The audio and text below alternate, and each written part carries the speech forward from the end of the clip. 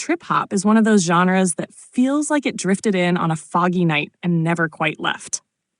Born from the underground music scene of Bristol, England in the early 1990s, trip-hop emerged as a brooding, cerebral fusion of hip-hop, electronic, soul, dub, and psychedelia.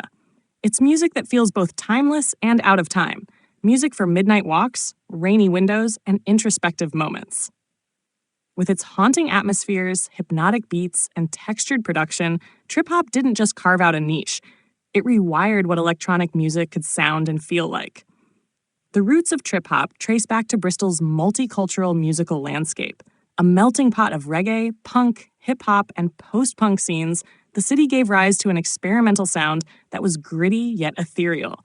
The term trip-hop itself was first used by the UK press to describe music that married the instrumental style of hip-hop with slowed-down tempos and moody, cinematic soundscapes. While not all artists embraced the label, it became a useful way to group together a wave of boundary-pushing musicians who were reinventing how beats and emotion could intertwine.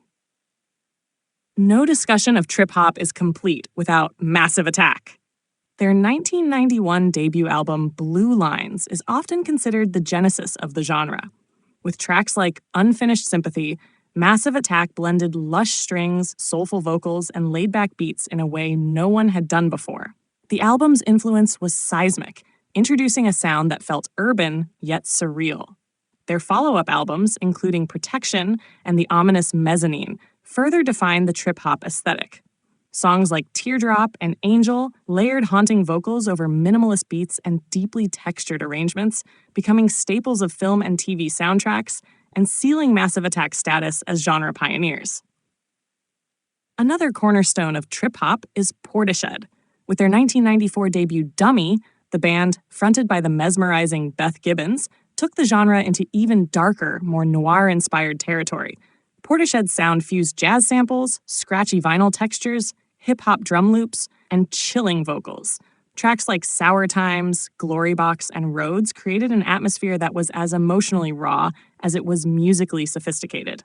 Portishead wasn't just making music. They were building sonic film noir in real time, evoking heartache, paranoia, and longing with every note.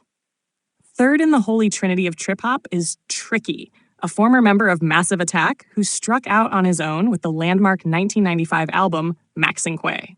Tricky brought an aggressive, claustrophobic edge to the genre, mixing whispery vocals with dense, sometimes unsettling arrangements. Songs like Overcome and Black Steel reflected his genre-blending tendencies, incorporating punk, funk, and experimental sounds into the trip-hop template. His raw energy and genre-defying production helped push trip-hop beyond its Bristol origins and into the global alternative consciousness. While Massive Attack, Portishead, and Tricky laid the groundwork, trip-hop inspired a global wave of artists. Morkiba blended trip-hop grooves with pop sensibilities and sultry vocals, producing accessible tracks like Otherwise and The Sea. Sneaker Pimps, with their breakout song Six Underground, infused trip-hop with trip-hop flair, while artists like Hooverphonic and Lamb explored more ambient and orchestral elements. In the United States, DJ Shadow brought an instrumental hip-hop twist to the genre with his critically acclaimed album, Endtroducing. Constructed entirely from samples and layered with a moody, cinematic sensibility that resonated with trip-hop fans worldwide. As the 2000s rolled in, trip-hop's visibility faded somewhat from mainstream charts, but its influence remained embedded in countless genres. The atmospheric production style found its way into indie rock, chill wave, lo-fi hip-hop, and even pop music.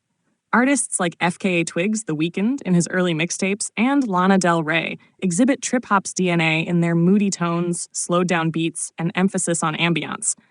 Even Radiohead's Kid A bears traces of trip-hop's ghostly textures and rhythmic minimalism. What keeps trip-hop alive is its emotional resonance and cinematic depth. It's music that doesn't demand attention. It envelops you.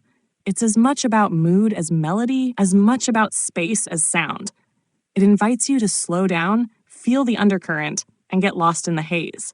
Whether through Beth Gibbons' trembling vocals, Tricky's whispering menace, or Massive Attack's layered paranoia, trip-hop speaks to the part of us that craves introspection in a noisy world. In many ways, trip-hop never died. It just sank deeper into the cultural bloodstream.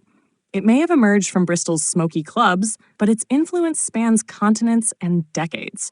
And while genres come and go, few can claim to have created an atmosphere quite as unforgettable as trip-hop. It's not just a sound. It's a world you can step into and never quite leave.